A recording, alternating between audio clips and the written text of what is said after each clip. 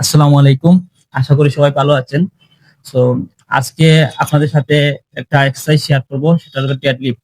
আসলে deadlift এক্সারসাইজটা share করার আগে কিছু কথা বলে নিই। যদি এখানে ধরেন আমার ভিডিওটা অনেকে আমি জানি দেখবে, যে মানুষই দেখুক আসলে। যারা এখানে অ্যাডভান্স লেভেলের আছেন, তারা যদি ভালো লাগে ভিডিওটা দেখতে পারেন, আর নয়তো ভিডিওটা স্কিপ করতে পারেন।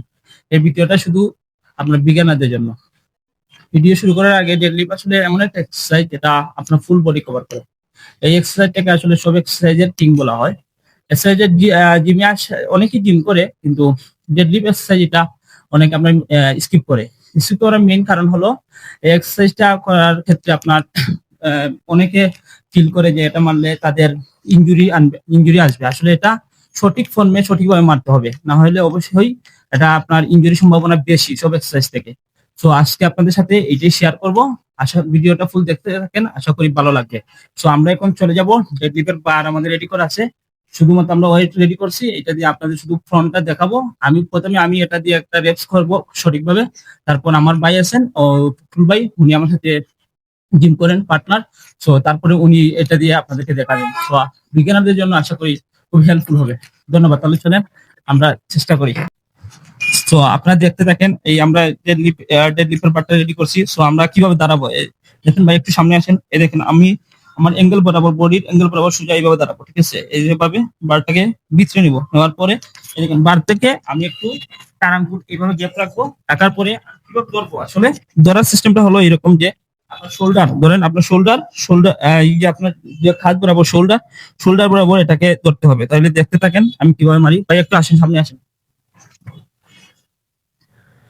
এই দেখেন শোল্ডার বরাবর এভাবে ধরতে হবে। ধরার পর আপনাদেরকে বলতে হবে যে এই যে কোমর যে লেভেলটা আছে, এই যে হিপের লেভেলটা, এটা আপনার 90 ডিগ্রি এভাবে থাকতে হবে।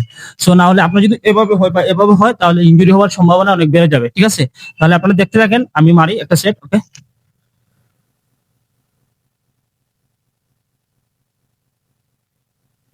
1 2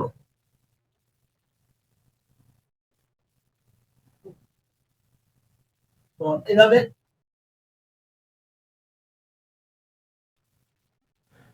সো এইভাবে আপনাদের ওয়ার্কআউটটা শেষ করতে হবে। আশা করি আপনারা পারবেন। এখন আমার যে ফুল ভাই আছেন পার্টনার, উনি মারবেন।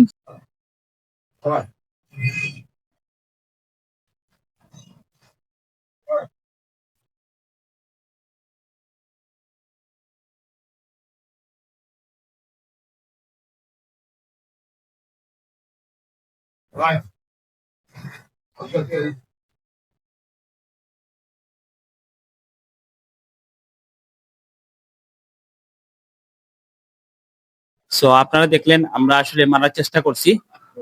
হয়তোবা ভুল ত্রুটি হতে পারে, হলে আপনারা কমেন্ট করবেন। আর এই যে লিপটা মারার ক্ষেত্রে আমরা প্রথমে আসলে লাইট ওয়েট দিয়ে ট্রাই করছি, কারণ আমরা আপনাদেরকে দেখানোর জন্য।